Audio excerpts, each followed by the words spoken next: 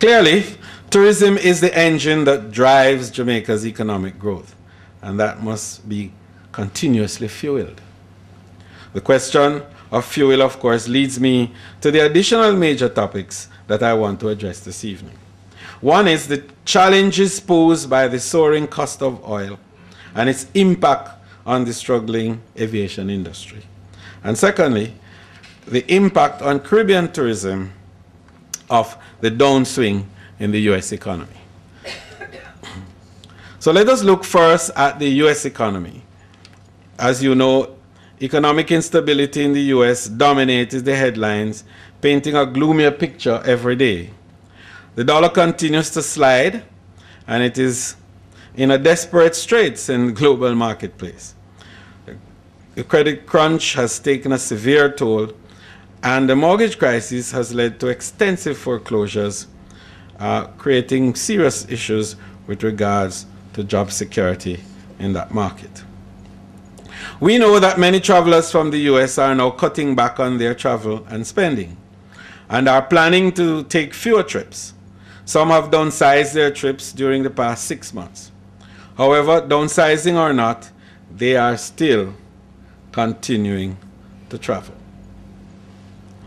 Travel Agent Central reported last month on the findings of research by GfK Roper Consulting, and their reporting was as follows: that 9 out of 10 US citizens are minimizing discretionary spending due to current economic conditions.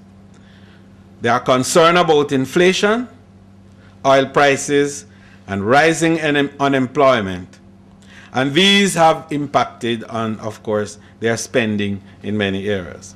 But travel is not one of them.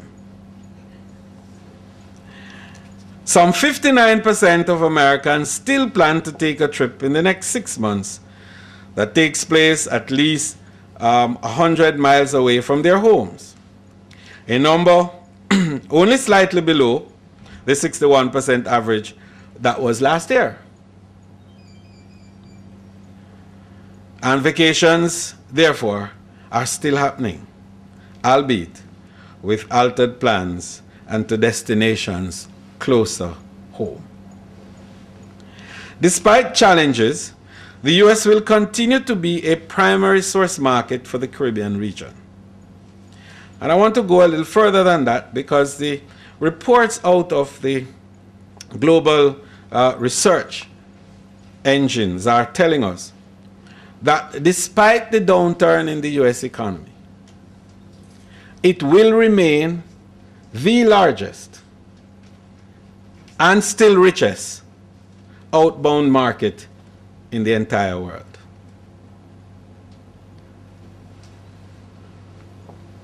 So here's why, in our case, why the U.S. is going to be continuing to be important to us in the Caribbean.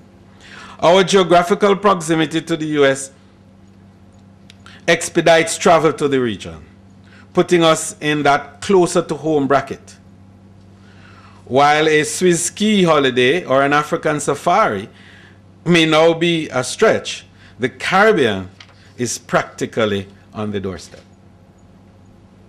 Secondly, our Caribbean currencies are tied to the US dollar, making our product more affordable than Europe, where the euro holds a strong position, and the pound sterling is also very solid.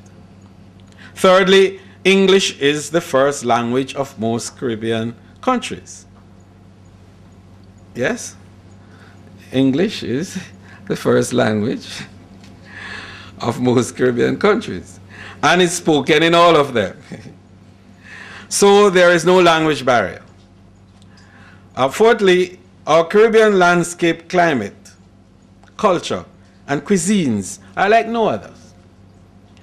And finally, for the purpose of this discussion, the welcome and the hospitality of the Caribbean people are matchless in the world. Now to the airline crisis.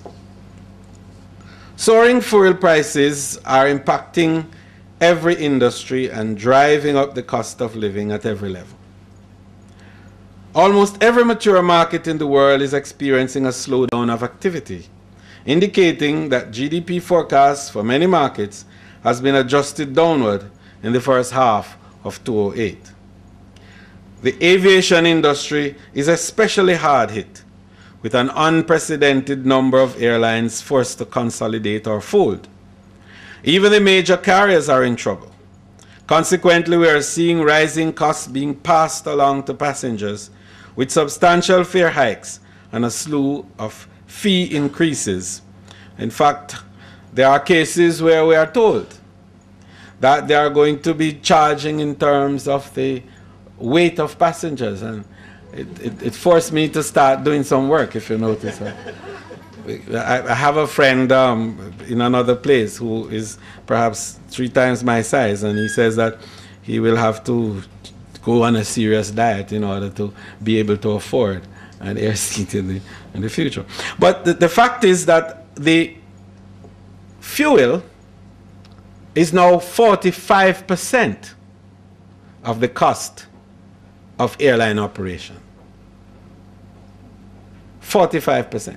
So all the other things that they try to squeeze, such as your creature comforts and, you know, your meals and all that sort of thing, and everybody is going to low frill, no frill travel.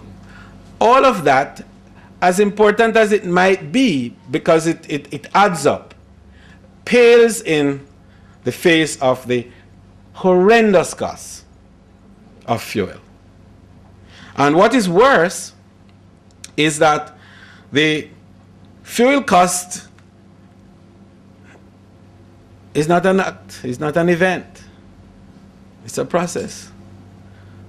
It's happening every day. And no one knows when it will end. And I think that has been the real challenge that the aviation industry has more than all. Most alarming of all, severe cuts in airlifts are threatening tourism at the global level and are a major cause of concern throughout our Caribbean region.